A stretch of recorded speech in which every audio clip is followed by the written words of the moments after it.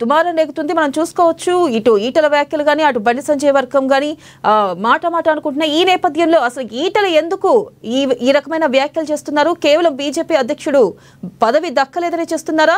Updates ఏంటి?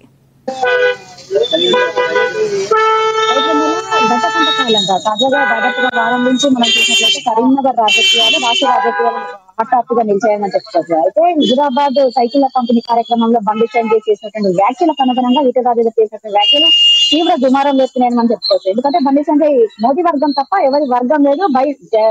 జై బండి సంజయ్ అంటే పదవులు రావు, పార్టీ కోసం పనిచేసిన పదవులు వస్తాయని చేసినటువంటి కామెంట్స్ పైన కొంత ఈటల వర్గం నేతలు కొంత ఆందోళనకు గురయ్యారు, ఈటలను కలిశారు. అయితే చామిపేటలోని తన నివాసంలో ఈటల వర్గం నేతలు కలిసిన తర్వాత కొంత ఈటల అసహనానికి గురవుతూ కొన్ని హాట్ కామెంట్స్ చేశారు. అయితే ఈటల అన్న ప్రతి మాట కూడా బండి సంజయ్ ని ఉద్దేశించి అన్నటువంటి చర్చకు దారి తీసిందని చెప్పుకోవచ్చు. అయితే ఈటల అసలు నువ్వెంత ఖబర్దార్ అంటూ చేసినటువంటి వ్యాఖ్యలు కొంత తీవ్ర దుమారాన్ని లేపడంతో అసలు ఈటల రాజేందర్ సీనియరా, బండి సంజయ్ సీనియరా, ఎవరు పెద్ద రాజకీయాల్లోకి ఎవరు ముందు వచ్చారు, అసలు ఎవరి బ్యాక్గ్రౌండ్ ఏంటి అన్నట్టు కూడా కొంత చర్చ జరుగుతున్నటువంటి నేపథ్యం అయితే కనబడుతుంది. అయితే వాళ్ళిద్దరి బయోడేటా కావచ్చు, వాళ్ళిద్దరి రాజకీయ పరమైనటువంటి అంశాలు మనం చూసినట్లయితే బండి సంజయ్ 1971 జూలైలో జన్మించారు. అయితే దాని తర్వాత 1990 నుంచి కూడా కొంత స్టూడెంట్ పాలిటిక్స్ లో కొంత యాక్టివ్ గా ఉన్నటువంటి నేపథ్యం అయితే కనబడుతుంది. అయితే ఏబీవీపీ లో పనిచేసినటువంటి బండి సంజయ్ అటు అంటే కరీంనగర్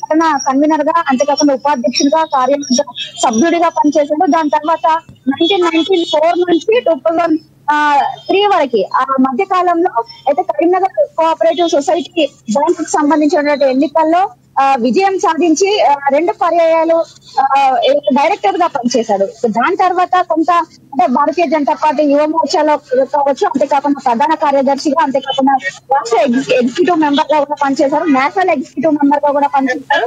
అనంతరం అంటే భారతీయ జనతా పార్టీ నుంచి కేరళ ఇన్ఛార్జ్ గా బాధ్యతలు తీసుకుని నిర్వహించిన నేపథ్యం కనబడుతుంది. ఆ తర్వాత 2023 తర్వాత అలాగే పాలిటిక్స్ కొనసాగుతూనే ఉన్నారు.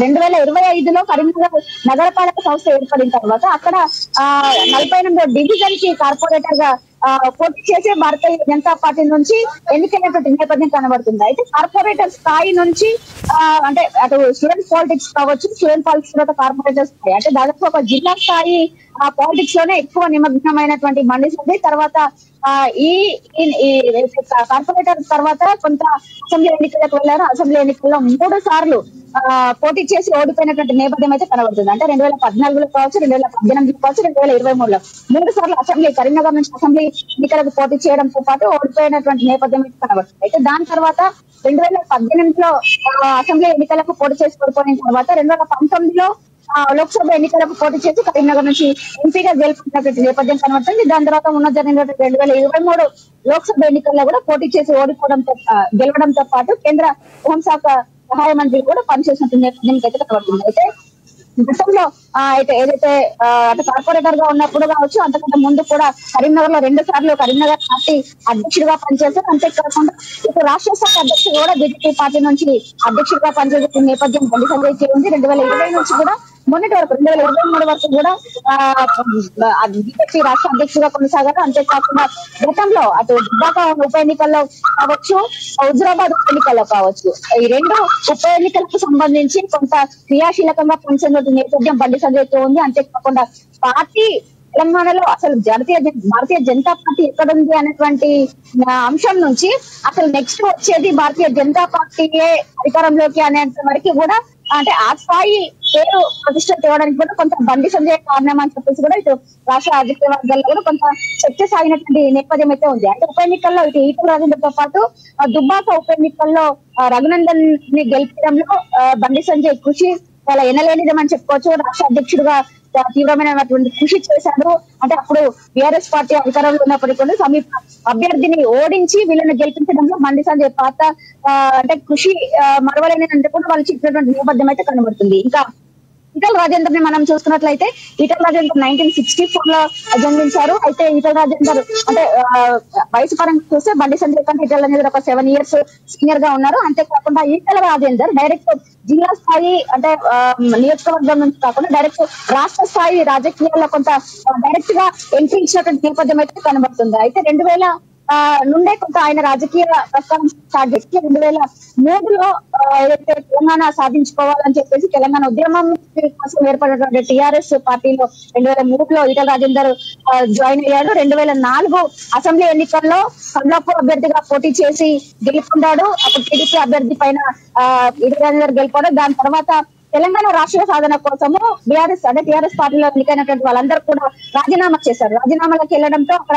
ఉప ఎన్నిక అనివార్యమైంది. 2008లో మరొకసారి కమలాపూర్ నుంచి ఉప ఎన్నికలకు వెళ్ళి మరొకసారి గెలిచారు. దాని తర్వాత 2009 మళ్ళీ సాధారణ అసెంబ్లీ ఎన్నికలు వచ్చినాయి. అప్పుడు కమలాపూర్ నియోజకవర్గాల పునర్విభజన జరగడంతో కమలాపూర్ నియోజకవర్గం హుజురాబాద్ గా మారింది. అప్పుడు హుజురాబాద్ నుంచి కూడా ఈటల రాజేందర్ పోటీ చేసి కాంగ్రెస్ అభ్యర్థి పైన గెలుపొందినటువంటి నేపథ్యం అయితే ఉంది. మళ్ళీ ఒకసారి 2010లో వాళ్ళు రాజీనామా చేశారు. మళ్ళీ ఉప ఎన్నికలకు వెళ్లారు. 2010లో కూడా తను గెలిచినట్టు నేపథ్యం కనబడింది. అయితే వరుసగా ఇప్పటికి 4 నుంచి 5 సార్లు ఎమ్మెల్యేగా పోటీ చేసి గెలిచినటువంటి ఈటల రాజేందర్ 2014లో మొదటిసారి తెలంగాణ రాష్ట్రం అయితే భవిత మనం చూసుకున్నట్టయితే ఇటు గతంలో కూడా గతంలో కూడా ఇటు బండి సంజయ్ అలాగే ఈటల మధ్య కొన్ని వైరుధ్యాలు ఉన్నాయని చెప్పి అంతర్యుద్ధం జరుగుతుందంటూ కూడా గతంలో కూడా వినిపించినాయి. ఈ నేపథ్యంలో బండి సంజయ్ చెప్పారు క్లారిటీగా, మా మధ్య ఏ అంతర్యుద్ధాలు లేవు, మేము కలిసే ఉన్నాం, మంచిగా ఉన్నాం అంటూ కూడా ఆయన క్లారిటీ ఇవ్వడం జరిగింది. ఈ నేపథ్యంలో ఇప్పుడు జరుగుతున్న పరిస్థితులు చూస్తుంటే అందుకు భిన్నంగా ఉన్నాయి.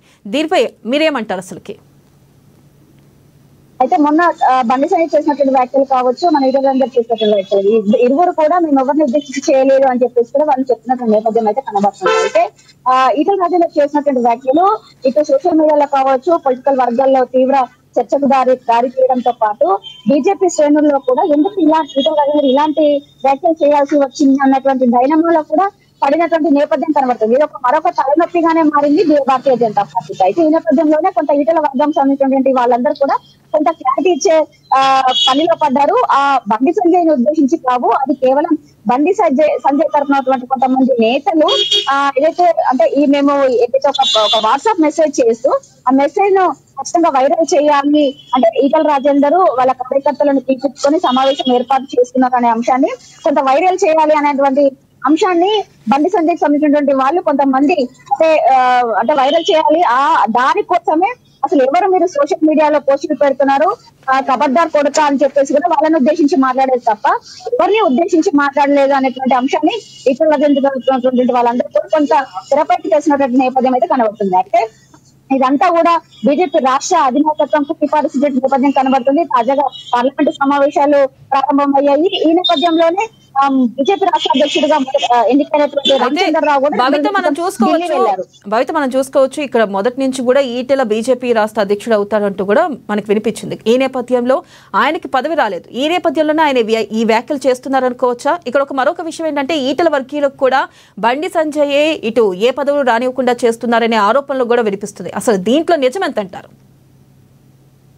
అయితే దీనికోసమే ఈటల రాజేందర్ అంటే బండి సంజయ్ వర్గీయులతోనే మాకు కొంత విభేదాలు ఏర్పడుతున్నాయి. ఎక్కడ కూడా మమ్మల్ని అధికార కార్యక్రమాలకు కావచ్చు, ఏ అంశానికి సంబంధించి కావచ్చు మాకు ప్రాధాన్యత ఇవ్వట్లేదు లేదు, కనీసం ఇన్ఫర్మేషన్ కూడా మాకు ఉండట్లేదు. ఇట్లాంటి అవమాన పాలవుతూ మేము పార్టీలో కొనసాగలేమంటూ షామీర్పేటలో ఉన్నటువంటి తన నివాసానికి వచ్చారు ఈటల వర్గం నేతలంతా కూడా. అయితే ఈ నేపథ్యంలోనే అసలు ఎవరికంటే కూడా పదవులు వచ్చేటువంటి స్థానిక సంస్థల ఎన్నికలకు సంబంధించి ఏ పార్టీ బీఫామ్ ఇవ్వాల్సినటువంటి అవసరం లేదు, ఎవరికి భయపడాల్సినటువంటి అవసరం లేదు. ఎందుకంటే స్థానిక సంస్థల ఎన్నికలకు వెళ్లే ముందు పార్టీ అంటే బీఫామ్ ఇవ్వాల్సినటువంటి అవసరం లేదు కాబట్టి ఎవరి సత్తా ఏంటో అక్కడే నిరూపించుకోవచ్చు. ఖచ్చితంగా నేను మీకు అండగా ఉంటాను, ఎందుకంటే ఆయన ప్రస్తుతం మల్కాజ్గిరి ఎంపీగా ఉన్నది కాబట్టి స్థానిక సంస్థల ఎన్నికలకు సంబంధించి మల్కాజ్గిరి నుంచి పెద్దగా పనే ఉండకపోవడంతో నేను ఖచ్చితంగా నియోజకవర్గంలోనే ఉంటాను, ఈ అందరినీ గెలిపించుకుంటాను అనేటువంటి ఒక సవాల్ కూడా విచ్చినటువంటి నేపథ్యం అయితే కనబడుతుంది. అంటే బండి సంజయ్ వర్గీయులు కావచ్చు, ఈటల రాజేందర్ వర్గీయులు కావచ్చు, ఎవరితో సంబంధం లేదు.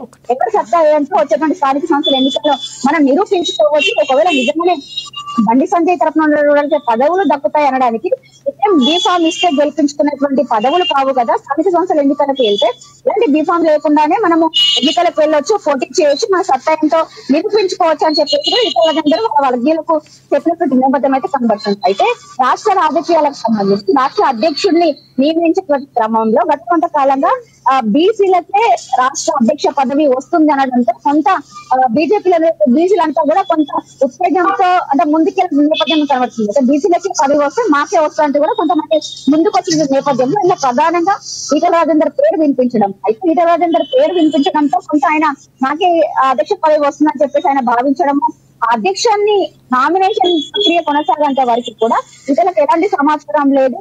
అంటే నామినేషన్ నేను కూడా వేయొచ్చు, నాకే పదవి వస్తుందని చెప్పేసి తాను ఎంతో ఆశగా ఎదురు చూశారు. కానీ లాస్ట్ మినిట్ లో బీజేపీ అధ్యక్షుడు రామచంద్రరావుని ప్రకటించడంతో కొంత ఆయన అసహనానికి గురయ్యారు అనేటువంటి అంశం అయితే తెరపైకి వచ్చింది. అయితే బండి సంజయ్ తో పాటు ఈటల రాజేందర్ వద్దనే చూసుకున్నట్లయితే ఇద్దరు సమకాలీకులే.